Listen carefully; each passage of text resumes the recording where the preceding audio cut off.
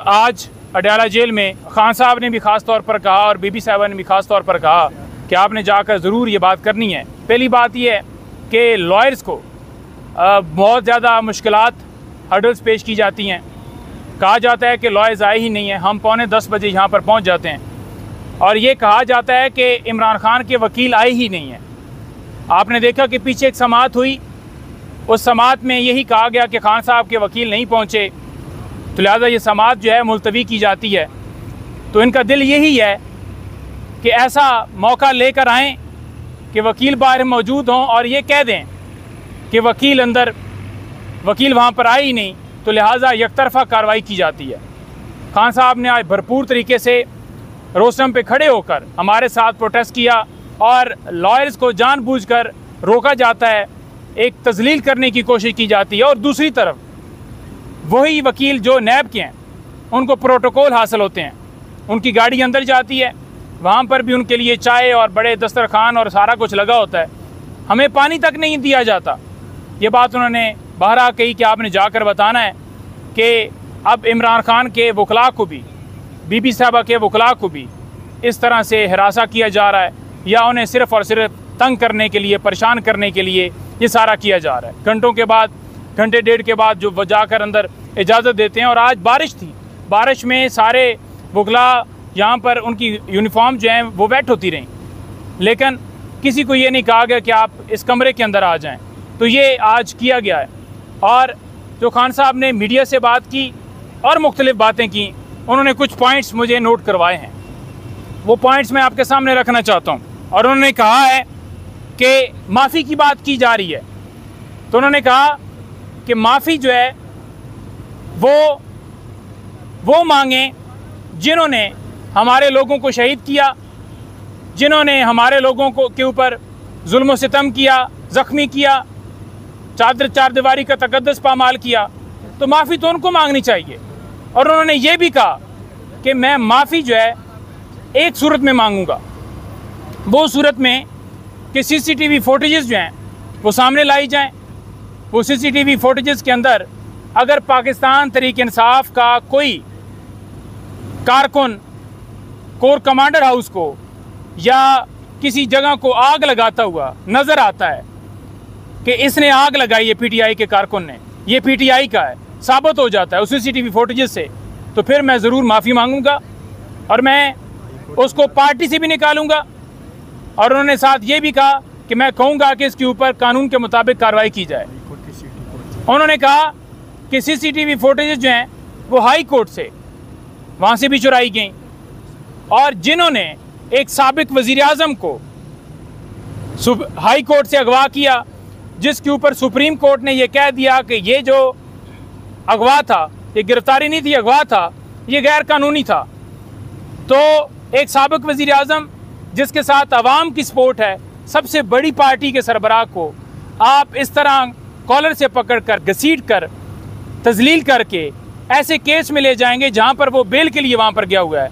और वो वज़ीर आज़म, साबिक वज़ीर आज़म जिसके घर में 14 मार्च को जुडिशल कम्प्लेक्स हमला होता है, फिर 18 मार्च हमला होता है, और घर जो है जमान पार्क में 14 मार्च को हमला होता है।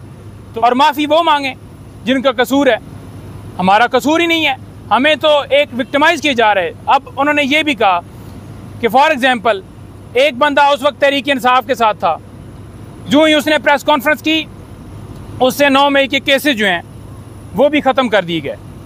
जो ही उसने प्रेस कॉन्फ्रेंस की, जो ही उसने कहा कि मैं पाकिस्तान तहरीक-ए-इंसाफ से अलहदगी का जो है वो करता हूँ, तो फ़ौरन ही उसे छोड़ दिया गया। कहा गया कि ये तो 9 मई की, इसका कोई कसूर नहीं है।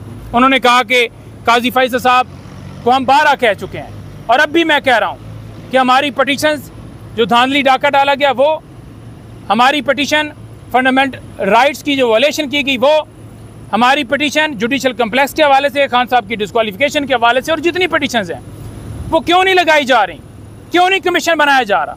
उन्होंने कहा कि इसी वजह से नहीं बनाया जा रहा, क्योंकि वजह जो मैंने पहले बताई कि जब आप साथ दे रहे हो किसी का, तो इस वजह से नहीं बनाया जा रहा, तो लगाई जाए। ख़ास तौर पर उन्होंने कहा कि जो बिजली के बिल हैं वो आज आसमानों को छू रहे हैं, आज लोग बिजली के बिल नहीं अदा कर रहे। बार बार उन्होंने कहा कि इस बात को आप बार बार उजागर करें कि लोगों के जो मेरा वो वहाँ पर बता रहे थे कि जो ऊपर सिक्योरिटी वाला था उसका बिल भी कोई पहले 10,000 या 15,000 आता था, उसका भी 50 से ऊपर हो गया। तो साथ उन्होंने ये कहा कि हसीना जो है वो भाग गई मुल्क छोड़कर, लेकिन उन्होंने कहा कि मैं कुछ लोगों के नाम देना चाहता हूं कि जिनके नाम ECL में डालने चाहिए। पहले उन्होंने कहा कि मेरा नाम ECL में डालें, नवाज शरीफ साहब का नाम ECL में डालें, शहबाज शरीफ साहब का नाम ECL में डालें, मोहसन नकवी का नाम ECL में डालें। तो उन्होंने कहा कि इनके नाम भी डालें और मेरा नाम भी डालें, क्योंकि मैं तो भागने वाला नहीं हूं और ये भागने वाले हैं।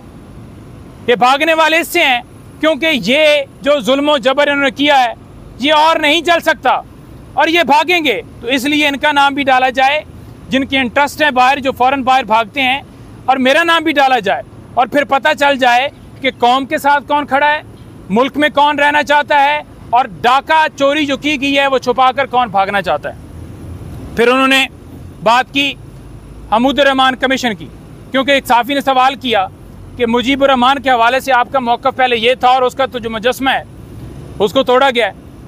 तो खान साहब ने कहा कि देखें, जो हमूदुर रहमान कमीशन रिपोर्ट है, मैं तो नहीं कह रहा, वो कह रही है कि गद्दार कौन था।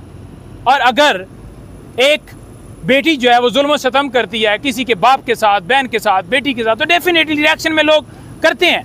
लेकिन उन्होंने कहा कि अवाम का मैंडेट उस वक्त भी तस्लीम नहीं किया गया और आज भी नहीं तस्लीम किया जा रहा। फिर उन्होंने मैंडेट की बात की। उन्होंने कहा सबसे पहले हम कहते हैं कि मैंडेट हमारा वापस किया जाए, क्योंकि ये बात हो रही थी ना कि आप तो इलेक्शन की तरह आप तो मैंडेट उनका कबूल कर रहे हैं या उस मौक़िफ़ से पीछे हट रहे हैं। तो उन्होंने कहा सबसे पहले मैंडेट की बात कर रहे हैं और वो सूरत में कर रहे हैं इलेक्शन की बात, क्योंकि इनसे चल नहीं पा रहा और इन्होंने भागना है और फ्री एंड फेयर इलेक्शन की बात कर रहे हैं। लेकिन पहले हमारा मैंडेट वापस किया जाए। पहला मुतालबा खान साहब का ये है कि अवाम का मैंडेट जो है वो अवाम को वापस किया जाए। फिर उन्होंने कहा कि आप जाकर बताइएगा कि ये जो सारा मुल्क के अंदर सूरत हाल चल रही है, एक पार्टी को मुसलसल विक्टिमाइज किया जा रहा है। हम ये कहते हैं कि तमाम CCTV फुटेजेस, तमाम सबूत, तमाम एविडेंस, हर चीज़ ऑन रिकॉर्ड लाई जाए। एक ही मामले के ऊपर मुख्तलिफ मुकदमात में इम्प्लीकेट करके एक के बाद दूसरा, दूसरे के बाद तीसरा, तीसरे के बाद चौथा मुकदमा जो है वो किया जाता है। यानी आपको शर्म नहीं आ रही, शर्म की तमाम आप हदें पार कर चुके हैं। आज की समाअत कल तक मुलतवी हुई है। मैंने आपके सामने ये चीदा चीदा जो खान साहब की बातें थी वो रखी हैं। कोई सवाल है आपका तो वो ज़रूर कीजिएगा, उसके ऊपर मैं बताऊँगा। Thank you. रहमान रहीम, इय्याका नअबुदु व इय्याका नस्तईन।